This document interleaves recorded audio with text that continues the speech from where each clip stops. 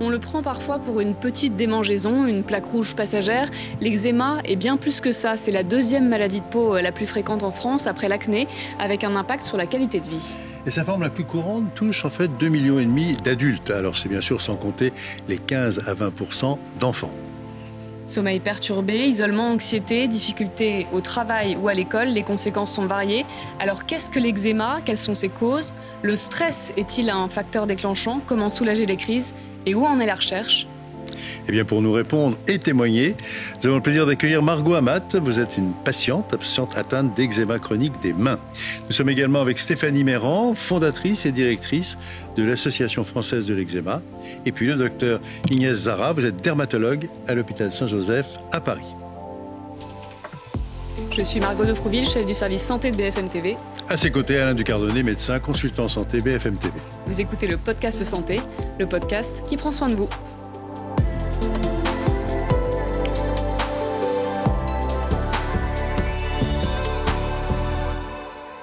Alors nous allons donc parler eczéma. Alors il y a un nom médical qui est en fait dermatite atopique, mais on va parler eczéma, c'est quand même plus classique et plus courant. Et donc on va d'abord faire connaissance. Peut-être on va poser une petite question. On va vous demander comment vous avez découvert ça. C'était à quel âge ? C'était comment ? C'était quoi ? Bonjour, donc je suis atteinte d'eczéma depuis mes 27 ans, depuis ma naissance. J'ai 27 ans aujourd'hui et donc voilà, dermatite atopique. D'une part liée au stress et d'autre part liée aussi à des allergies. On peut parler de lié au stress même quand ça commence bébé ?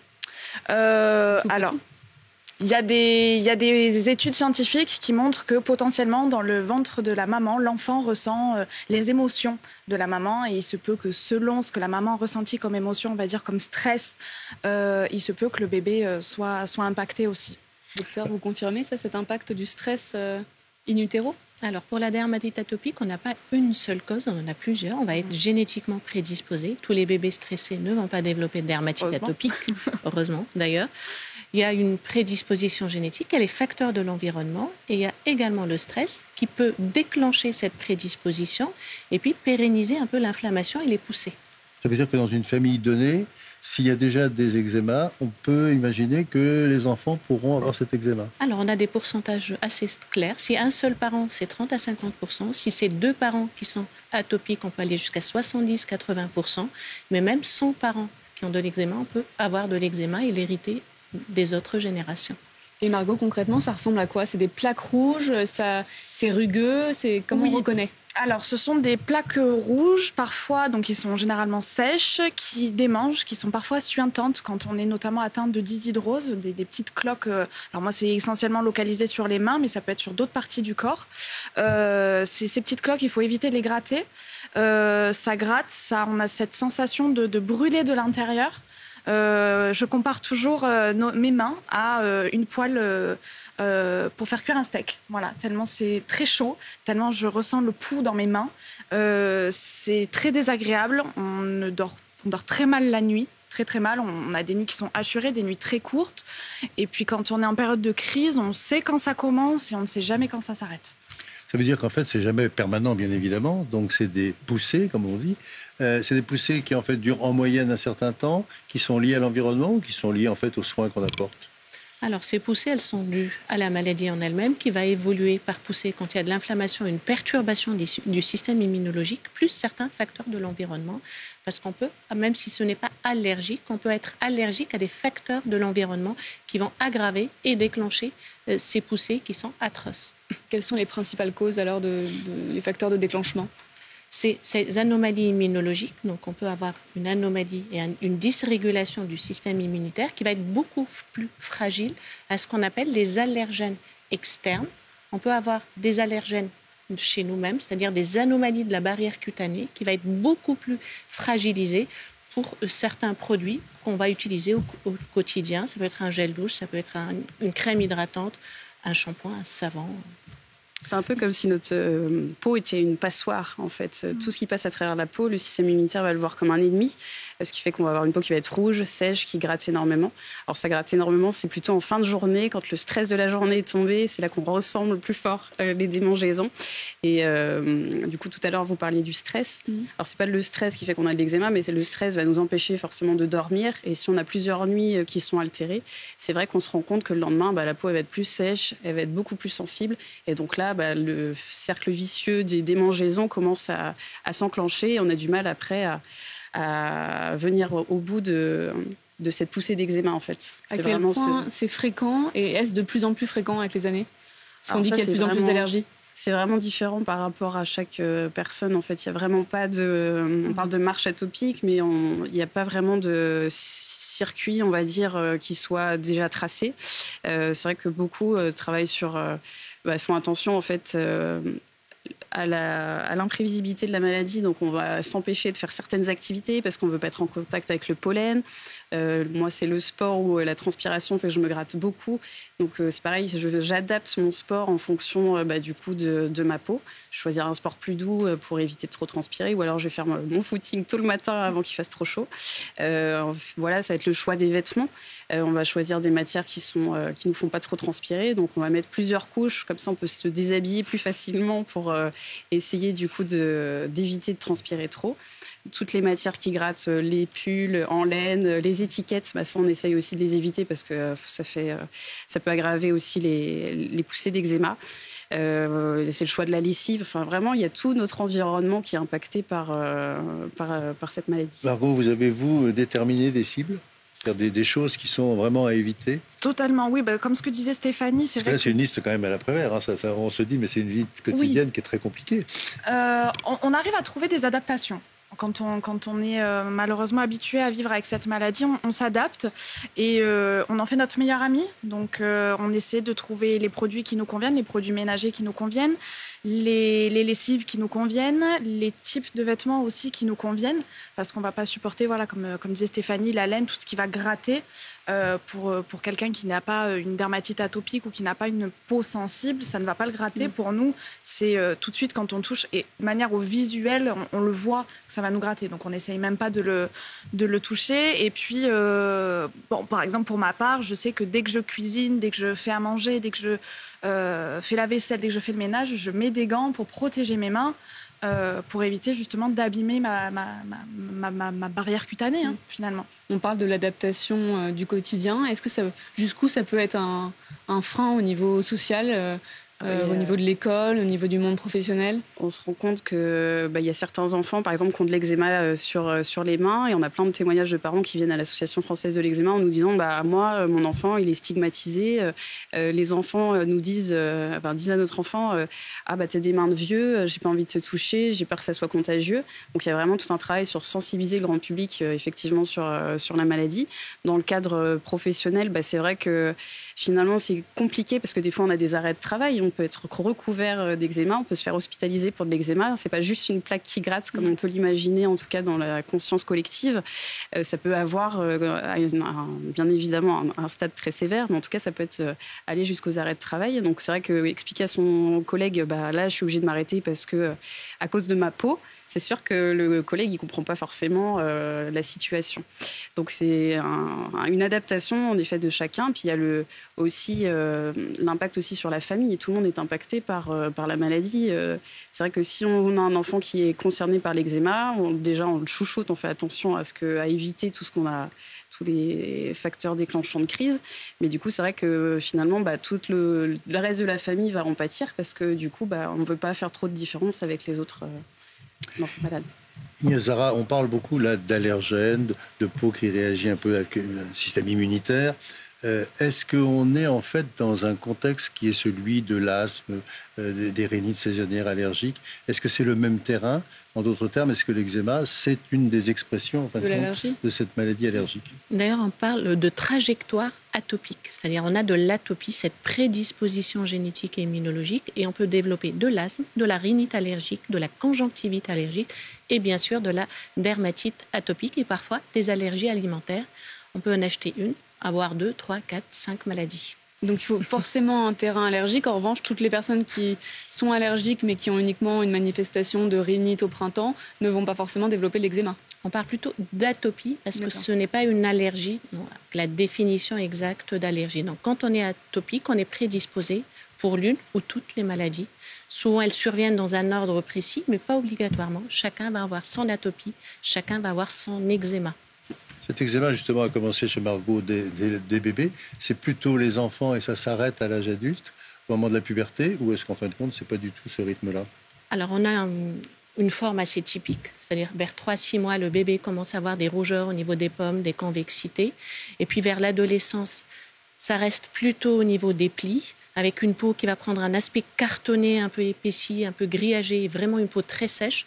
Ça s'améliore souvent à la fin de l'adolescence et à l'âge adulte, mais pas systématiquement. Les hormones, ça améliore les choses, par exemple? Il n'y a pas un lien direct avec les hormones, c'est plutôt l'histoire naturelle de la maladie, mais on peut avoir des dermatites atopiques qui vont se développer uniquement à l'âge adulte, et même à un âge plus avancé. Donc il n'y a pas vraiment une forme, il y a plusieurs formes. Est-ce que c'est de plus en plus fréquent, parce qu'on disait que les allergies se développent de plus en plus? On voit que la prévalence et l'incidence de la dermatite atopique augmentent beaucoup, surtout dans le monde occidental, à cause de l'exposition à différents facteurs de l'environnement, le stress également et toute cette modification donc des habitudes de vie en général. Donc la barrière cutanée étant vraiment très altérée, elle va être beaucoup plus sensible à tout ce qui l'entoure.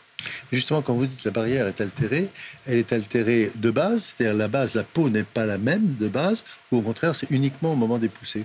Alors, chez 30%, voire plus, des patients qui ont une dermatite atopique, ils vont avoir une anomalie au niveau de la peau. La peau, c'est des strates. On veut imaginer un mur de briques. Et au lieu que les briques soient vraiment collées, ces briques sont anormalement disposées. Donc, la peau va être plus fragile. Et dès qu'il y a de l'inflammation, on vient comme un pompier pour essayer de contrôler cette inflammation de l'extérieur, mais de l'intérieur avec les médicaments. On va parler justement des traitements. Qu'est-ce qui vous soulage, Margot, aujourd'hui ? Déjà, tout ce que j'ai mis en place dans mon quotidien. Vraiment, je fais très attention à ne pas... De l'éviction, plutôt ? Voilà, il y a beaucoup d'évictions. Comme je disais tout à l'heure, dès que je dois toucher un produit ménager ou dès que je dois toucher de la nourriture, je mets des gants. Se laver les mains, dans mon ancien travail, par exemple, ça m'est arrivé de me laver les mains dans des journées plus de 20 fois par jour. Donc, on imagine bien comment la peau peut être abîmée. Et après, c'est toute une... Adapté. Alors, ça va vraiment dépendre. Jour après jour, votre peau ne va pas réagir de la même manière que, par exemple, la semaine passée. La semaine passée, vous supportiez cette crème. Aujourd'hui, vous ne la supportez plus. Vous ne mettez pas le même traitement hydratant tous les jours, par exemple ? Non. Sinon, notre quotidien est trop simple. Donc, on alterne. On a plein de crèmes qu'on achète, notamment en pharmacie, qui nous sont recommandées par nos dermatologues. Et on alterne. Bon, cette semaine, je ne la supporte pas. Allez, j'en prends une autre. Et après, il y a plein d'autres médicaments que peuvent nous conseiller les médecins. Et là, ça dépend de la gravité de la maladie, ça dépend du patient aussi, de sa résistance à la douleur. Donc, il y a plein de possibilités aujourd'hui. Vous prenez un traitement oral Non. Non. Je prends uniquement des probiotiques pour aider aussi ma barrière intestinale à se renforcer, donc du coup à renforcer mon immunité et à aider ma peau à se... Stéphanie, vous avez la même stratégie d'évitement essentiellement et puis oui, c'est vrai que après j'ai aussi des enfants qui ont une peau sensible, donc finalement tout ce que j'ai appliqué pour moi, les enfants en ont bénéficié. Mais c'est vrai que du coup, quand on a créé l'association de l'eczéma il y a 15 ans, il n'y avait pas beaucoup de traitements. Et c'est vrai que depuis 2018, on voit vraiment énormément d'espoir dans la recherche, en tout cas pour les personnes souffrant d'eczéma, et ça permet en tout cas d'avoir des traitements qui sont plus ciblés, parce qu'avant on avait passé une certaine sévérité, les dermocorticoïdes ne fonctionnaient plus, et en fait les traitements proposés avaient des effets secondaires très lourds. Et c'est vrai que là on se rend compte, en tout cas Dr Inès Zahra pourra le confirmer, mais que l'avenir de la santé, en tout cas des maladies de la peau, est vraiment bien prise en charge désormais par les dermatologues et les traitements. Comment se passe justement la prise en charge ? C'est quoi le première fardeau ligne ? est énorme, et donc on va juger la maladie sur 2 principaux critères. Il y en a plusieurs, bien sûr. La sévérité de la maladie, mais le retentissement de cette maladie chez une personne. Même si c'est les mains, donc c'est une surface qui n'est pas très étendue, mais le retentissement est important. On va disposer, bien sûr, de toutes les mesures d'hygiène, d'hydratation, les traitements locaux qui peuvent être à base de corticoïdes ou d'autres substances, et même des produits qui sont dédiés à l'eczéma chronique des mains. Et après, on va passer à des traitements qu'on appelle généraux ou systémiques. On peut être sur des biologiques, sur des JAK inhibiteurs. Et là, il y a une révolution thérapeutique extrêmement intéressante. Et on peut adapter les traitements en fonction du patient et en fonction de sa poussée. Ça fait combien de temps ça que c'est possible? C'est on depuis appelle ça les biothérapies, 2018, c'est ça? exactement. 2018, on dispose d'une biothérapie, puis là de 3 biothérapies et de 3 traitements oraux et d'un nouveau traitement local pour l'eczéma chronique des mains. On est gâtés aujourd'hui en dermatologie et pour l'eczéma particulièrement. Et c'est un traitement en continu ou uniquement pour les crises? C'est un traitement qui est un traitement de fond, donc ça va être un traitement en continu. Plus, on va ajuster avec les traitements locaux, les émollients, et on rappelle à chaque consultation toutes les mesures de prévention.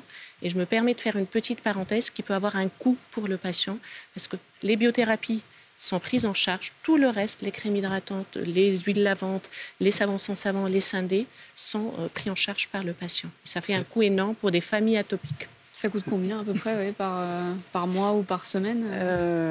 Tout dépend si en effet il n'y a qu'une seule personne concernée. Si c'est un adulte, déjà du coup le pot qu'on achète en pharmacie il va partir assez vite. Il faut compter une trentaine d'euros pour un tube de crème. Donc je pense qu'on peut être autour des presque 100 euros On est par mois. Habituellement à 1 litre de crème hydratante par mois, par personne, pour bien hydrater. Oui, c'est ça. Ça fait un gros pot. Oui.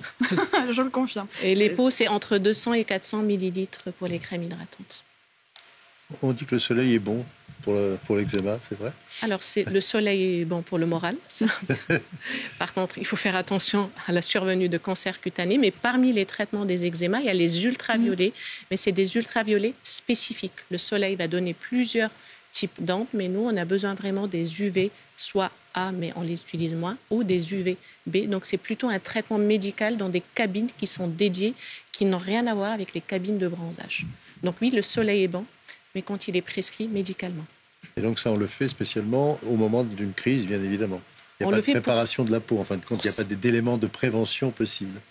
Les éléments de prévention doivent être toujours là, c'est vraiment la base. Ça, c'est même les recommandations européennes et françaises. La base, le socle, c'est toutes les recommandations classiques. Plus les traitements. Maintenant, on utilise beaucoup moins les ultraviolets parce qu'on a d'autres thérapeutiques. Mais il faut savoir que ces ultraviolets, c'est plusieurs séances, c'est 3 séances au moins par semaine sur 2 à 3 mois. Et c'est souvent des jeunes actifs. Et donc, ça va augmenter l'absentéisme, que ce soit scolaire ou professionnel. Quand est-ce qu'on consulte si on voit que son enfant a des plaques et que le pédiatre nous dit que c'est de l'eczéma? Est-ce qu'il faut forcément aller consulter un spécialiste comme le docteur Zahara? C'est vrai que la première intention, c'est d'aller voir son médecin généraliste parce qu'on est obligé d'avoir un courrier du médecin généraliste pour aller voir le dermatologue. Donc c'est vrai que si on a une inquiétude, parce que c'est vrai que par exemple, des enfants qui sucent beaucoup leur pouce, on peut avoir des plaques qui sont tout autour du pouce. Et c'est vrai que les parents sont inquiets. Est-ce que je peux mettre des dermocorticoïdes, par exemple, à cet endroit-là? Parce que du coup, il le met quand même à la bouche. Mmh. Donc il y a plein de petites inquiétudes comme ça sur lesquelles on se dit je peux demander de l'aide au médecin généraliste, au pharmacien aussi, parce que c'est lui qui délivre aussi les traitements. Donc c'est vrai qu'il est plus facilement accessible dans certaines régions que le médecin traitant. Et puis, du coup, après, le médecin traitant verra aussi si la gravité de la situation est importante pour aller voir le dermatologue. Margot, vous avez dit que vous avez 27 ans. Aujourd'hui, vous consultez encore régulièrement ou vous savez comment vous gérez l'eczéma? Je sais le gérer, mais je consulte quand même annuellement ma dermatologue pour faire un point sur mon état physique et mon état psychologique, parce que ce qu'on ne dit pas, c'est que cette maladie, ok, on s'adapte, on met plein de choses en place, mais psychologiquement, c'est quand même un fardeau qui est assez présent, assez important et qui peut représenter une source d'angoisse, surtout quand on est obligé d'être arrêté alors qu'on travaille. Ça a été mon cas. En 1 an, j'ai fait le constat que j'ai été arrêtée 6 mois de travail. Donc, c'est à cause de crises trop importantes et de nuits trop assurées. Du coup, ça entraîne des chutes de tension. Il y a tout un mécanisme après qui est malheureusement mis en place par notre corps, qui essaie de lutter, mais à un moment, on l'épuise. Donc le médecin vous dit non, mais là, ça suffit, il faut vous reposer. On essaie de se reposer comme on peut. Ça m'est arrivé de dormir entre 14 et 16 heures par jour quand j'étais en arrêt maladie, parce que mon corps ne tenait plus et qu'à toujours vouloir aller au bout et se dire je vais y arriver, malheureusement. Et l'employeur, il dit quoi dans ce cas? Alors, j'ai toujours eu la chance d'avoir des employeurs compréhensifs. Vous leur avez parlé de la pathologie Oui.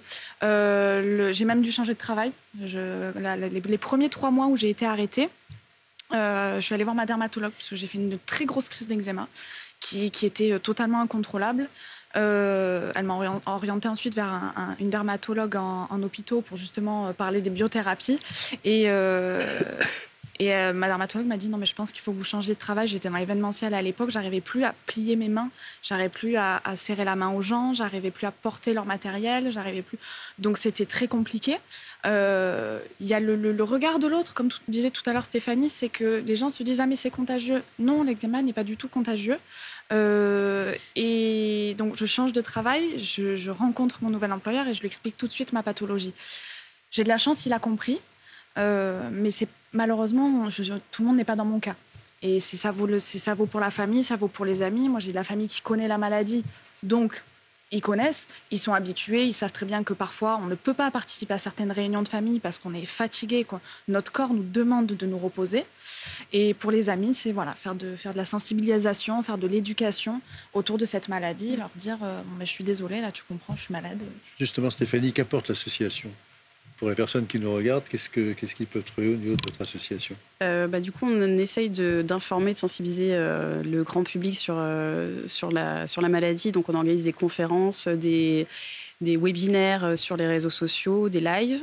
On essaye de créer des événements pour que les enfants, les parents, les adultes, les conjoints puissent se rencontrer. Parce que finalement, même les conjoints, ils se sentent isolés face à la maladie. Comment vous gérez, vous, dans votre couple, la maladie ? C'est vrai que du coup, on s'endort, je l'entends se gratter, ça crée des disputes, c'est pas très agréable à entendre pour s'endormir. Donc, il y a plein de choses sur lesquelles le fait de pouvoir parler avec d'autres personnes qui ont ce même vécu-là, ça aide beaucoup.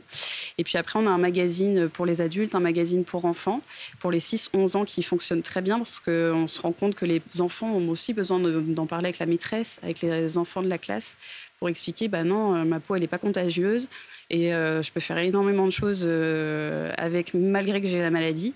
Mais parfois, j'ai des moments où je suis un peu plus fatiguée, où je suis moins concentrée et voilà, je peux être acceptée aussi par les autres membres de l'école. Inès Zahra, le mot de la fin, il y a encore du travail sur la sensibilisation du grand public à cette pathologie ? Le fardeau de la maladie est là. Heureusement qu'il y a une révolution thérapeutique, mais je pense qu'on doit tous travailler la main dans la main pour faire connaître la maladie et donner espoir aux patients. Aujourd'hui, il y a beaucoup de choses qui marchent et l'association aide beaucoup et les dermatologues sont là pour ça. Merci beaucoup. Margot Amat et Stéphanie Meyrand, merci beaucoup pour vos témoignages et vos éclairages, parce que ça, c'est la réalité du terrain. Merci à vous, Inès Zahra. On rappelle que vous êtes dermatologue à l'hôpital Saint-Joseph à Paris. Voilà, nous on se retrouve la semaine prochaine. Et d'ici là, prenez soin de vous.